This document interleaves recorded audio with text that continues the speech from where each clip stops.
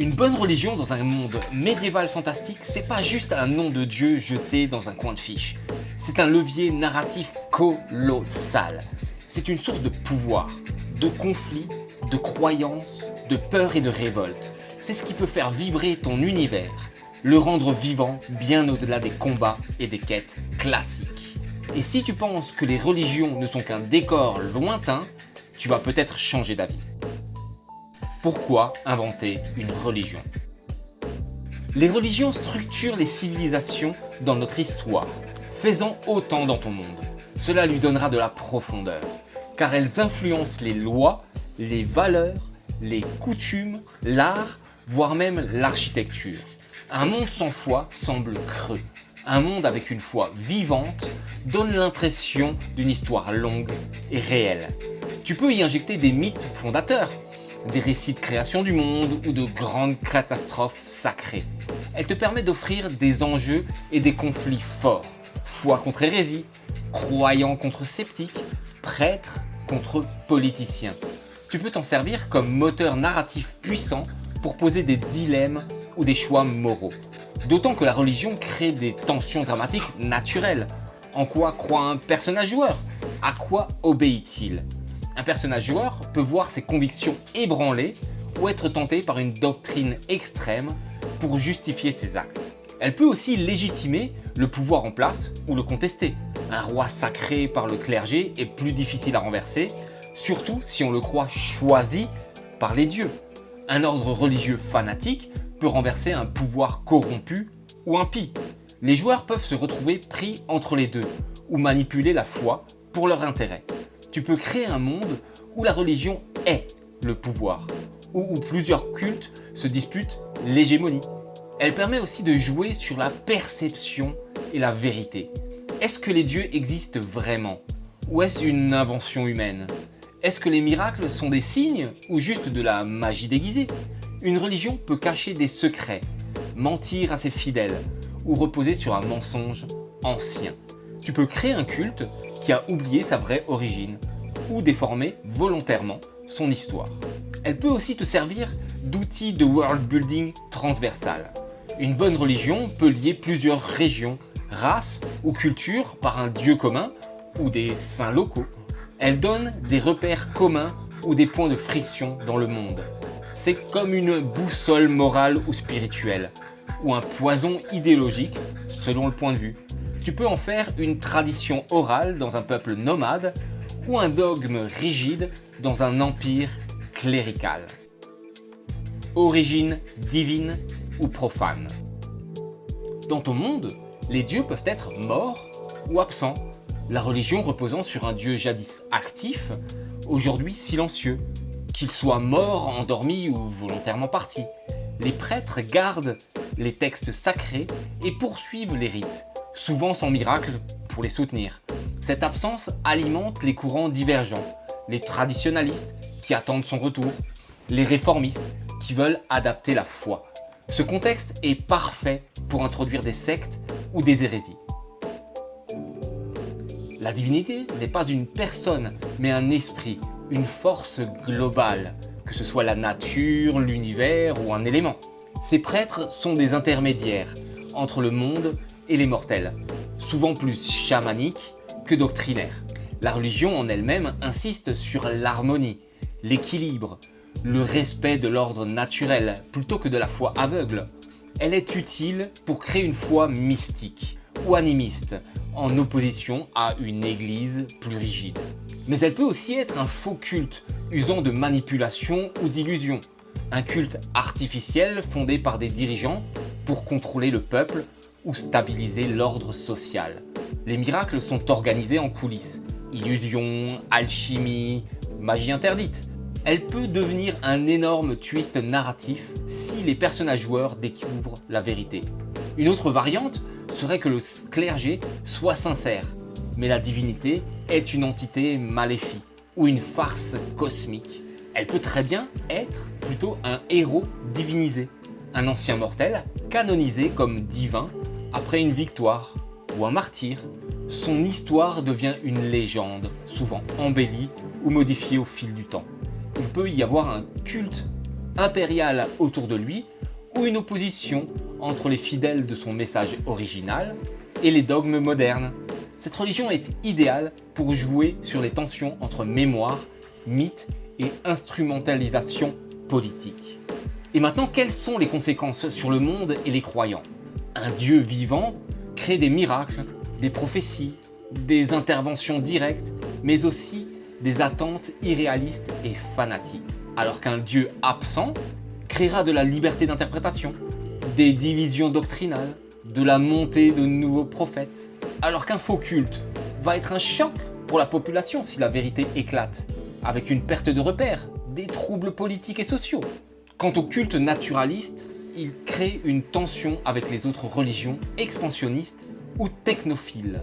Selon l'origine, la religion peut apporter stabilité, chaos, espoir ou paranoïa. Rituels, symboles et codes. Afin d'accentuer le réalisme, les rituels quotidiens et d'exception donneront de la texture à ton culte, que ce soit la prière du matin face au soleil, les bénédictions de la nourriture, les ablutions, peut-être même des récitations de mantras, ou alors des fêtes religieuses majeures, comme les équinoxes, les anniversaires de miracles, les jours de pénitence, peut-être des rituels de passage, des naissances, la majorité, le mariage, la mort. Chaque moment peut être encadré par un rite. Pourquoi pas des rituels d'exception? L'appel à l'aide d'une divinité, la cérémonie pour conjurer une malédiction, le bannissement d'un hérétique. Ils sont utilisables comme moment de tension, une cérémonie interrompue, un rituel sanglant, peut-être même une erreur qui met tout en péril. Voici quelques objets et symboles sacrés que tu peux incorporer. Les reliques, la dent d'un saint, une larme solidifiée d'un dieu, le fragment d'un texte sacré brûlé mais miraculeusement lisible, les armes bénites, les lames censées ne pouvoir être souillées, le marteau qui résonne devant les hérétiques, ou alors aussi les vêtements liturgiques, que ce soit les capuches blanches pour les jours de jeûne, les voiles colorés selon le rang dans le culte. Mais il y a aussi les symboles qui peuvent avoir une logique géométrique, une spirale, un triangle, ou mythique, un arbre, une bête, une étoile inversée. Ils sont parfaits pour poser des énigmes visuelles ou repérer un lieu lié au culte dans l'univers de jeu. Ajoute donc une identité visuelle et sensorielle au culte, car chaque religion peut se distinguer par un code sensoriel, que ce soit l'odeur d'encens, les cloches lentes ou peut-être même une musique lancinante. Une architecture aussi, des temples sous-marins, des tours dorées, des cercles de pierre, des lieux taillés dans un volcan. Ou alors une couleur dominante, noir et or pour le mystère et la puissance, blanc et bleu pour la purification. Ces détails renforcent l'immersion et l'atmosphère lors des scènes religieuses ou d'exploration de lieux sacrés. Grâce à cet élément, tu peux jouer sur le contraste entre un culte magnifique et ses pratiques dérangeantes. Quels sont les comportements attendus des fidèles? Ce peut être le code moral qui peut être très strict ou très permissif. Interdire certains aliments, des vœux de silence, une obéissance absolue. Mais certains cultes imposent des rituels publics réguliers, que ce soit la confession, l'autoflagellation ou des chants collectifs. Ou alors, l'apparence physique peut refléter la piété, des tatouages, des marques, une pilosité sacrée, des mutilations même. Dans un village, les habitants peuvent juger ou dénoncer les personnages joueurs s'ils ne respectent pas les gestes sacrés. Il est intéressant de créer des situations sociales tendues ou des dilemmes moraux grâce à cet élément pour immerger tes joueurs dans ce monde. Mais la religion que tu crées peut avoir des pratiques divergentes ou extrêmes. Le culte peut être divisé en branches, une modérée, une radicale, une secrète. Certains rites sont-ils réservés aux initiés? La consommation d'une drogue divine, la possession temporaire, un contact avec des entités interdites. Il est possible que les extrémistes veulent hâter la fin du monde, ou alors accomplir une prophétie sanglante. peut-être même purifier les impurs. Ces éléments sont parfaits pour créer une intrigue interne au culte ou un antagoniste religieux ambigu. Ils te permettent aussi d'explorer la foi poussée jusqu'à la folie ou l'utopie jusqu'à l'horreur. Religion et pouvoir, contrôle, conflit, manipulation. La religion peut avoir une connivence avec le pouvoir comme source de légitimité. Un roi sacré est bien plus difficile à remettre en question, car il incarne une volonté divine. D'autant que, dans certains royaumes, le souverain ne peut être couronné qu'avec l'approbation d'un haut prêtre. Mais le clergé peut aussi bénir ou maudire les chefs, créant ainsi une influence directe sur la stabilité du pouvoir. Les leaders d'une région pourraient manipuler l'interprétation des textes sacrés pour justifier leur règne ou des réformes. Certaines fois, une révolution peut naître si une partie du clergé dénonce la trahison des principes sacrés. Maintenant, parlons des ordres armés, inquisiteurs et fanatiques. Des ordres sacrés rassemblent des soldats pieux, obéissant plus à leur foi qu'aux lois. Quant aux inquisiteurs, ils ont le pouvoir d'arrêter, de juger, d'exécuter sans passer par la justice classique. Leur présence étant à la fois une menace et un avertissement. Le divin voit tout. Certains croisés croient vraiment en leur mission. D'autres cachent des ambitions personnelles. C'est parfait pour créer des PNJ ambivalents, justiciers ou fanatiques, héros ou tortionnaires. La foi peut être utilisée comme un outil de manipulation. En prenant cela en compte, un roi pourrait utiliser un prophète à sa solde pour diffuser des messages rassurants ou belliqueux. Ou même un clergé orienté sur les croyances d'un peuple grâce à des interprétations d'éclipses, des catastrophes, des maladies comme signes divins. Peut-être que certains dirigeants imposent un culte unique pour briser l'identité des peuples conquis. Dans certains cultes, la peur du sacrilège peut remplacer la police, l'autocontrôle religieux, la dénonciation, l'autocensure en sont des exemples. Ainsi, les personnages joueurs peuvent être confrontés à la population convaincue que s'opposer au pouvoir, c'est offenser les dieux. Ce qui nous amène aux lois sacrées et jugements religieux. Les lois du royaume sont-elles dictées par des écrits saints, s'appliquant à tous, même aux non-croyants?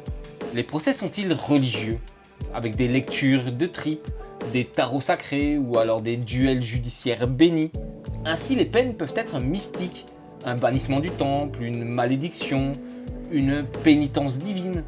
Les personnages joueurs pourraient être accusés d'hérésie malgré leur bonne foi, ou utiliser les lois sacrées pour retourner une situation. Cet élément est intéressant pour créer un tribunal de l'Inquisition comme décor récurrent, ou un point de tension dans ta campagne. Ainsi, des conflits intercultes ou guerres saintes peuvent émerger ou être sous-jacents à tes parties. La coexistence de plusieurs cultes crée généralement des tensions qui explosent autour d'un territoire sacré ou d'un artefact. Des croisades peuvent être déclenchées contre les païens, les schismatiques, les infidèles. Ces guerres ne sont pas que militaires, elles utilisent la propagande, l'espionnage et l'infiltration de cultes rivaux. De cette manière, la foi devient une arme diplomatique, alliance ou trahison basée sur une religion. Tu peux créer un univers en guerre perpétuelle ou au bord de la conflagration religieuse. Construire ton panthéon, Dieu, saint, entité. La première question qui vient généralement en tête à ce moment est combien de divinités et comment gérer mon panthéon. Pour un panthéon complet de plus de 10 dieux, chaque dieu couvre un domaine précis. Il est utile pour un monde très structuré avec des cultes spécialisés. Alors qu'une religion centrée sur un quatuor ou un trio divin sera bien plus resserrée, centrée sur des principes fondamentaux, comme la création et la destruction, la lumière et l'ombre, les cycles et la nature, alors que le monothéisme, un seul Dieu omnipotent, est parfois divisé en aspects, comme la colère, la miséricorde et la justice. Le Dieu unique peut être adoré dans différentes formes selon les cultures, bien évidemment, ce qui est fort utile pour créer des points de friction religieux. ou alors à un polythéisme flou, c'est-à-dire des dieux mal définis, changeant selon les régions, parfois vus comme des masques d'un seul et unique dieu caché. Maintenant, quels sont leurs domaines et influences? Par exemple, des dieux associés à des éléments classiques comme la terre, l'eau, le feu, l'air, ou à des concepts moraux comme le mensonge, la vérité ou l'oubli. Certains dieux réagissent à des choses précises, comme le commerce, le sommeil, les forêts obscures, les voyageurs perdus. Tu peux ainsi créer un dieu oublié ou interdit dont le culte revient lentement. Les fidèles peuvent être regroupés selon ces domaines.